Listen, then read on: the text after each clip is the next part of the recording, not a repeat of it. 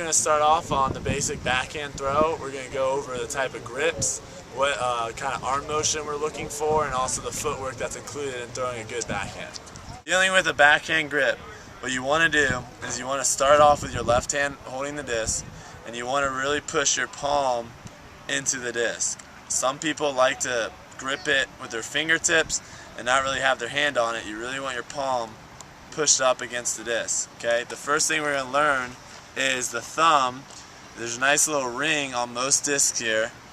Your thumb really wants to be resting on that ring. Okay? Some people have their thumb up here. Some people move their thumb down here. You really want the thumb resting right on the ring here. Okay? The next thing we're going to talk about is where the index finger is. Now, a lot of you guys I've seen like to put the index finger on the rim of the disc. Okay, and that kind of makes it feel like it's sturdy and stable in your hand. The problem with that is it's going to decrease the amount of spin you can get on the disc. You really want to slide that index finger under the rim in here somewhere. Okay? Now, also, if you can see, my middle finger is pushed towards the middle of the disc. Okay?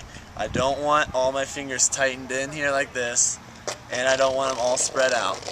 I want my index finger on the rim, I want my middle finger pushing towards the middle of the disc, and my pinky and ring finger are tied against the rim.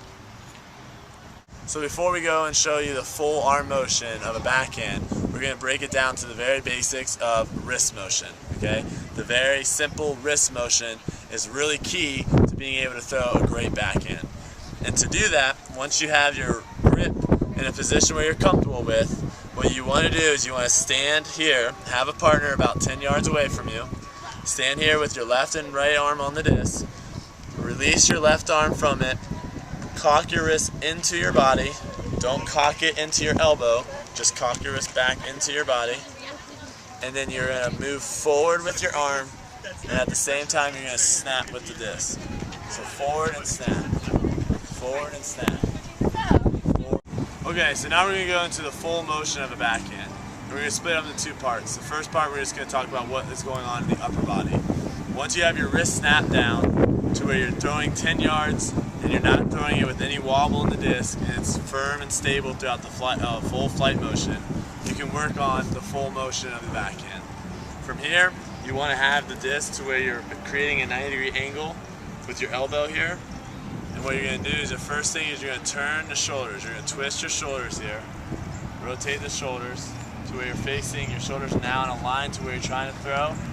The disc should not roll up into your elbow. A lot of people like to roll the disc up into your elbow like this. You don't want to do that. Keep it out here at a 90-degree angle. And then you're going to lead with your elbow, lead with the back of your hand, and the last step, you're going to snap with the wrist. And it should be a fluid motion from here to here. So I'm going to turn shoulders, lead with the elbow, snap the wrist.